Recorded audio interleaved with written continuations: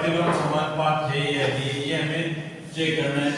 जैसे कार्य और समय, समय कार्य तो कार्य निश्चित है, तो अगर ज्यादा समय काम करेंगे तो कार्य बहुत जल्दी होगा, ठीक है। और ज्यादा अगर समय लगे तो कार्य बढ़ेगा। इसमें क्या है, प्रतिलोम समानुपात। जैसे हमें अगर 5 आदमी मिले तो समय कम लगेगा, और अगर हमने 2 आदमी लेंगे तो समय ज्यादा लगेगा। 4 और दूरी, अब दूरी तो निश्चित है, ज्यादा अगर धीमी गति से चलेंगे तो भी दूरी पे कोई प्रभाव नहीं पड़ेगा, और तेज चलेंगे तो भी दूरी पे कोई प्रभाव नहीं पड़ेगा, तो इसमें प्रतिलोम समानुपात नहीं है। भूमि का क्षेत्रफल और फसल, अब जो भूमि का क्षेत्रफल और फसल में कोई समानुपात नहीं। क्यों? कभी कभार कम क्षेत्रफल में अधिक फसल हो जाती है, और कभी कभार अधिक क्षेत्रफल में भी कम फसल नहीं होती, नहीं, इसमें से कोई संबंध नहीं। यात्रा और समय ये सही। समय अगर हम जितनी चाल बढ़ेंगे उतना समय कम लगेगा, और जितना समय लगेगा उतनी चाल कम होगी, तो इन दोनों का प्रतिलोम समानुपात। जनसंख्या और प्रति व्यक्ति क्षेत्रफल, जितनी जनसंख्या बढ़ेगी उतना क्षेत्रफल का मान क्या होगा, कम होगा। जितनी जनसंख्या बढ़ेगी उतना क्षेत्रफल का मान कम होगा, और जितना क्षेत्रफल बढ़ेगा उतने जनसंख्या में ज्यादा बढ़ेगा। तो जनसंख्या और एक दूसरे को प्रतिलोम, ज्यादा जनसंख्या होगी तो प्रति व्यक्ति क्षेत्रफल में क्या होगा, और जनसंख्या कम होगी प्रति व्यक्ति क्षेत्रफल ज्यादा है। एक कम होने से दूसरा बढ़ता है, दूसरे कम होने से बढ़ता है। अब देखो x1 ये क्या है, ये y1 इसी प्रकार नेक्स्ट निकालना है, तो इसमें क्या हो जाएगा, इनका मान इससे हो जाएगा, क्या हो गया, ये x1 x2 y1 y, सूत्र अपने से मिलेगा x1 upon x2 y1 upon y2 upon y1। x1 का मान कितना है, x2 का 4, y2 का मान याद करना है, और y1 का मान 50 है।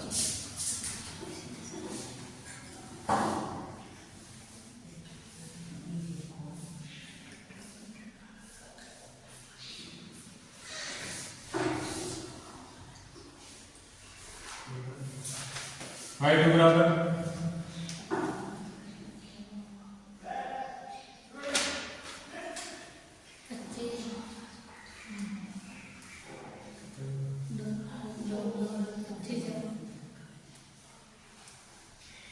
25 है।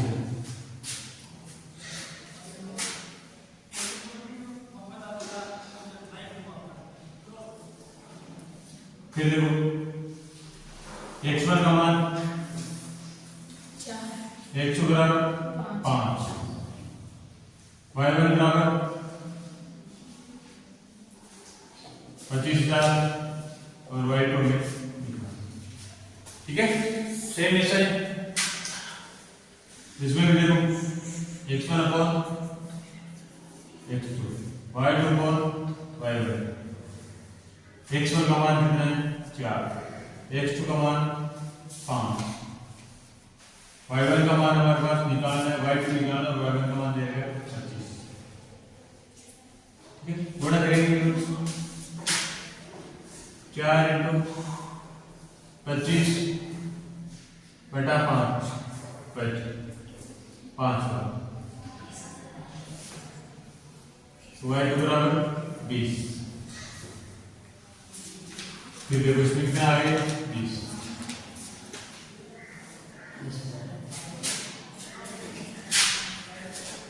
ये वापस से कितना x2 बराबर 8, y1 बराबर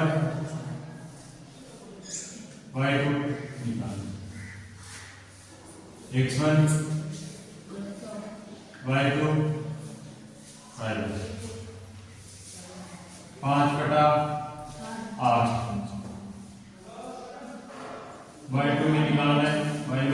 20,000 y2 इंटू 5 इंटू y2 बराबर 8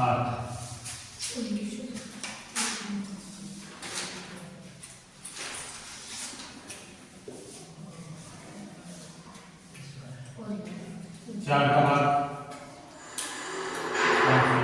4 5 4 एकम 4 4 दूनी 8 ठीक है।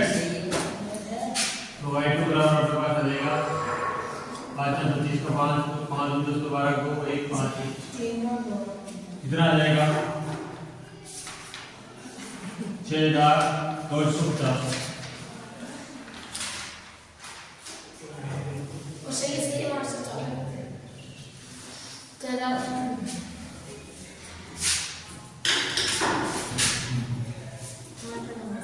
गलत है। फिर 2 का भाग 2500 5 इंटू 2500 ये हो जाएगा अपने पास 125 12,500 या हमारे पास आएगा 12,500।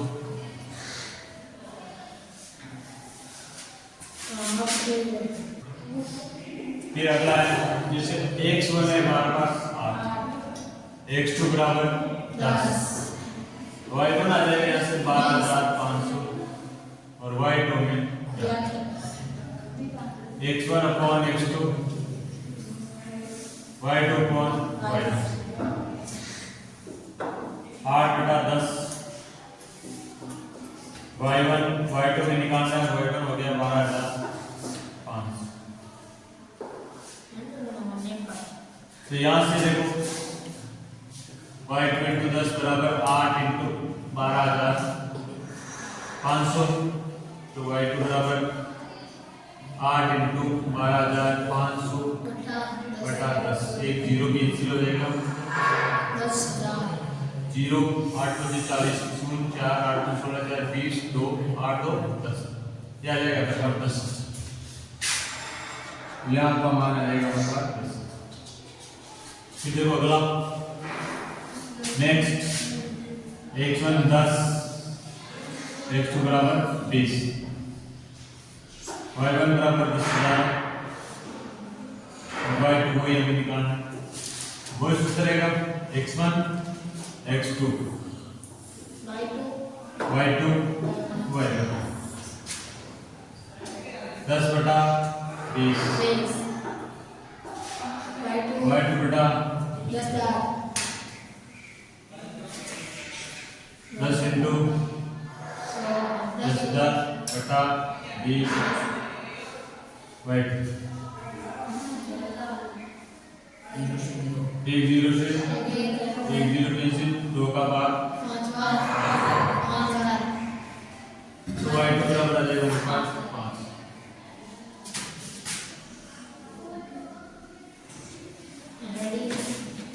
कि इनके बीच जो संबंध है वो प्रतिलोम समानुपाती संबंध है या नहीं। देखो ये हमारे लिए क्या होता है x1 ये x2 y1 y2 तो x1 अपॉन x2 बराबर y2 अपॉन y1 ये इसका सूत्र है। तो 4 बटा 90 बराबर 6 बटा 7।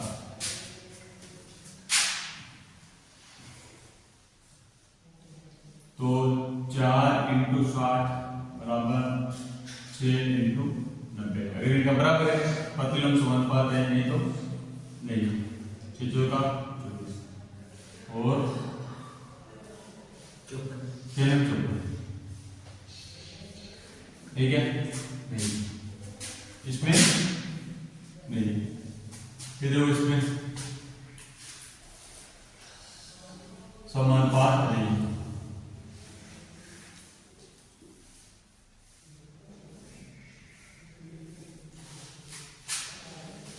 फिर अगर 15 तो देखो इसमें 6 हमारे लिए क्या पड़ेगा x1 15 हमारे लिए x1 बराबर हो जाएगा हमारे पास 6 x2 बराबर 15 और y2 बराबर 60 y1 बराबर 60 आ जाएगा तो y2 में निकालना है y2 बराबर कितना है ये सूत्र लेकर x1 upon x2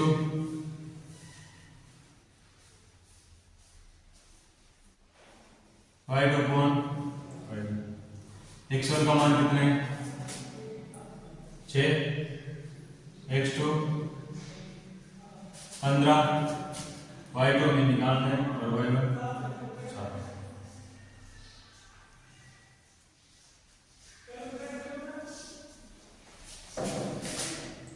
15 into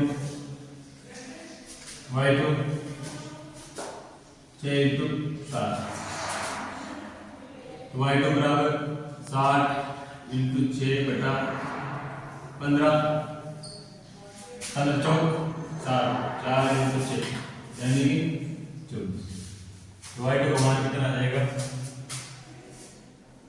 y2 बराबर 24 यानी कि जिसमें 15 की एक संख्या होगी इसमें कोण प्रत्येक कोण का मान कितना होगा 24 डिग्री। फिर एक तीसरा हमारे पास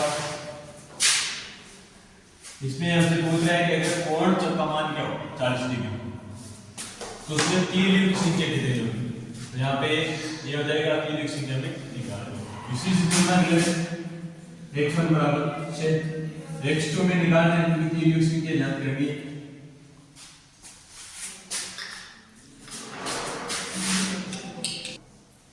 x2 हमारे लिए कितने ज्ञात करना है और y1 हमारे पास रहेगा 60 और y2 है 40 सूत्र हो रहेगा x1 अपॉन x2 और y2 अपॉन y1 x1 का मान कितना है हमारे पास 6 x2 में निकालना है y2 40 y1 4 इंटू x2 बराबर 6 इंटू 6 x2 बराबर 6 इंटू 6 बराबर 4 3 2 3 यानी x2 बराबर कितना आ जाएगा 9 तो जिसमें कोण 40 डिग्री होंगे उसमें तीन युग्म संख्या हमारे पास कितनी आ जाएगी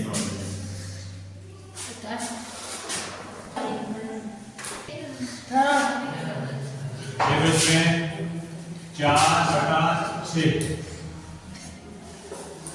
बराबर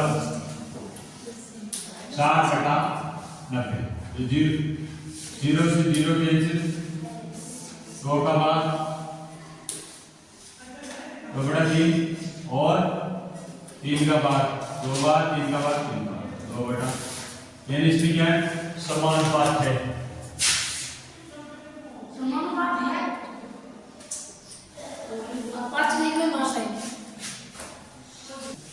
बच्चों की संख्या कितनी 24 एक डिब्बे में मिठाई है कुछ मिठाई 24 बच्चे तो उस डिब्बे में से प्रत्येक बच्चे की 5 मिठाई और जब बच्चों की संख्या हम कितनी करते हैं 4 कम कर देते तो मिठाई की संख्या कितनी आएगी जब दोनों में से संख्या है बच्चों की संख्या समान x1 बराबर 20 x2 बराबर 20 अब प्रथम बार में मिठाई हमारे पास कितनी है 5 द्वितीय बार में मिठाई की संख्या क्या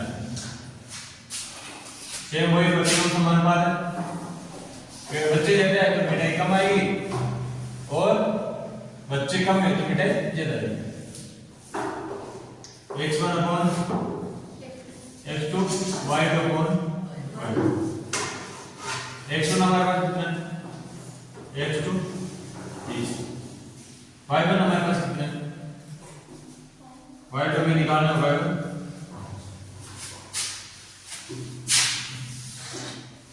तो y2 बराबर 24 इंटू 5 बटा 23 5 का भाग 4 का भाग तो y2 बराबर कितना जाएगा वस्तु की संख्या 4 कम हो जाएगी।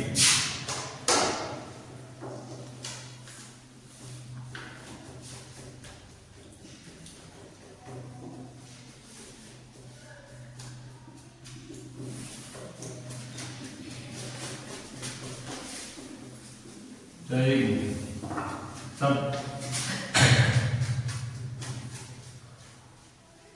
बीटा की संख्या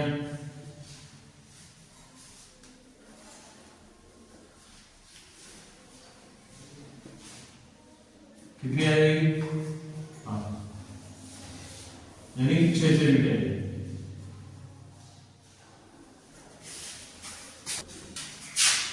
20 पशुओं के लिए पर्याप्त भोजन है 6 दिन का। 10 पशु और आगे 10 पशु और बढ़ती रहने कितना हो गया? 30 पशु। 30 पशु के लिए भोजन कितने दिन का है? देखो ये दोनों चीजें समान, पशु संख्या सर यहाँ पशु की संख्या समान है या दिनों की संख्या समान होनी चाहिए। तो यहाँ क्या हो गया हमारे पास x1 x2, ये हो गया y1 और y2 प्रश्नानुसार।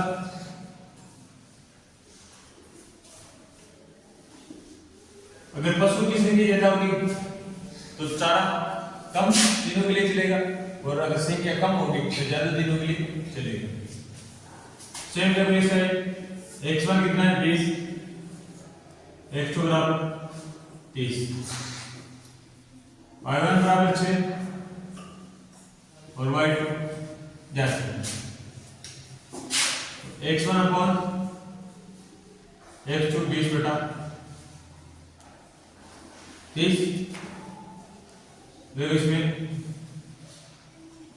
x1 upon x2 y2 upon x1 का मान हमारे पास कितने 20, x2 का 30, y2 में ज्ञात करना है, और y1 बराबर हमारे पास मान दे रखा है 6। हल गुणा करेंगे 20 × 6 30 y2, 0 से 3 का भाग, तो y2 बराबर 4। क्या लिखेंगे? अतः पशुशाला में 10 पशु और आ जाने पर चारा 4 दिन के लिए चलेगी।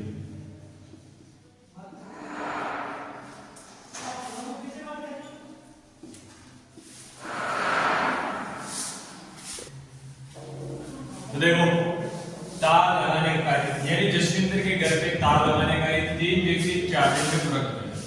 तो 4 व्यक्ति कितने दिन में पूरा करेंगे? पर्सन के अनुसार देखो, अनुसार व्यक्ति समान है, तो x1 बराबर 3,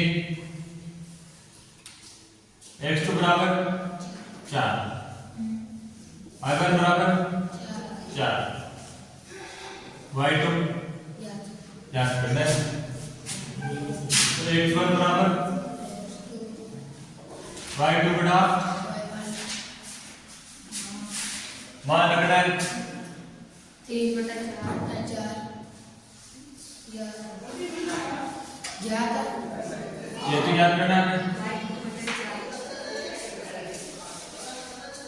3 × 4 बटा 4 कितने दिन में होगा? 3 दिन। 4 व्यक्ति द्वारा 4 व्यक्तियों द्वारा 3 दिन में कार्य पूरा होगा।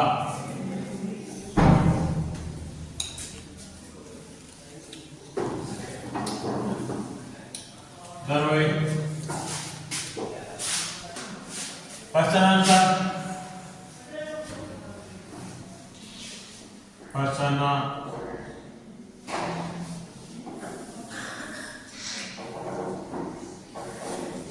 अनुसार 25 बक्सों में 25 बक्से यानी बक्सों की संख्या हमारे पास 25 है, तब एक बक्से में कितनी बोतल आ रही है? 12।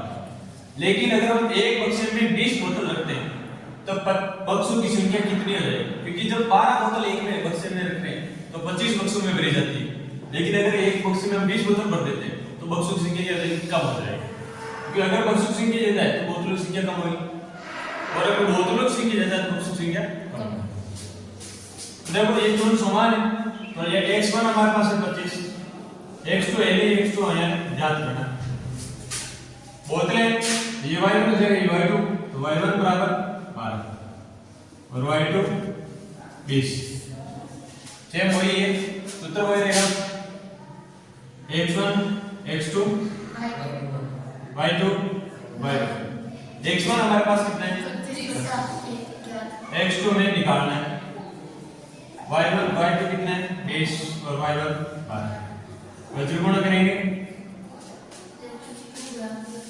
25 इंटू 12 बराबर 20 इंटू x2। यहां से x2 बराबर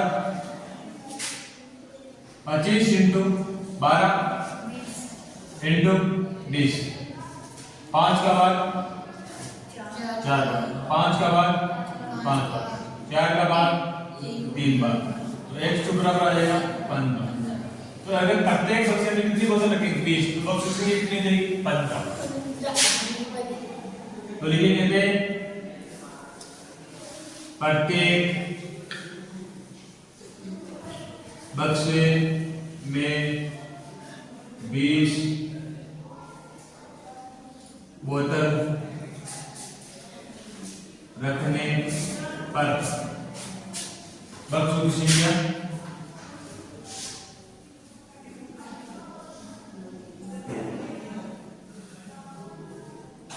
बराबर 15।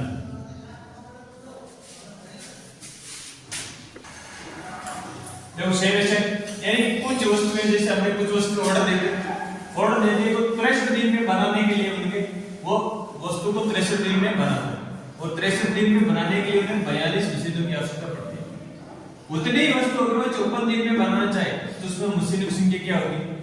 ये ध्यान रखिए, ये कम कंफर्म है कि जब 63 दिन में 42 मशीन को बनाने के कितने दिन लगते हैं? 63 दिन। अगर कम समय में बनाना है तो मशीनों की संख्या क्या होगी? बढ़ानी पड़ेगी। ये हमें निकालना है कितनी मशीन होगी? मसलन अनुसार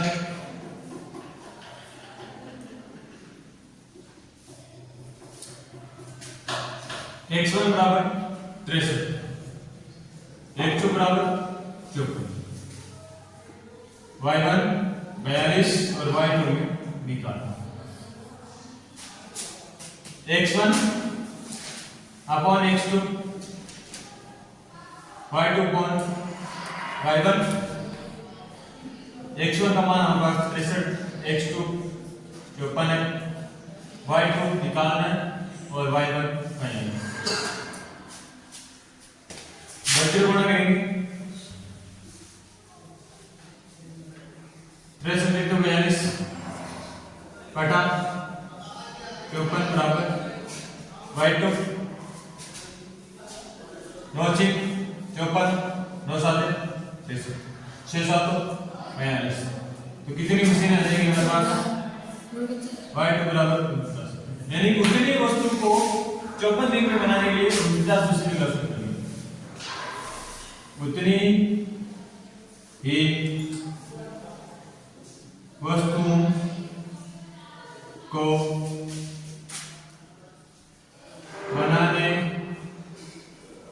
के लिए 49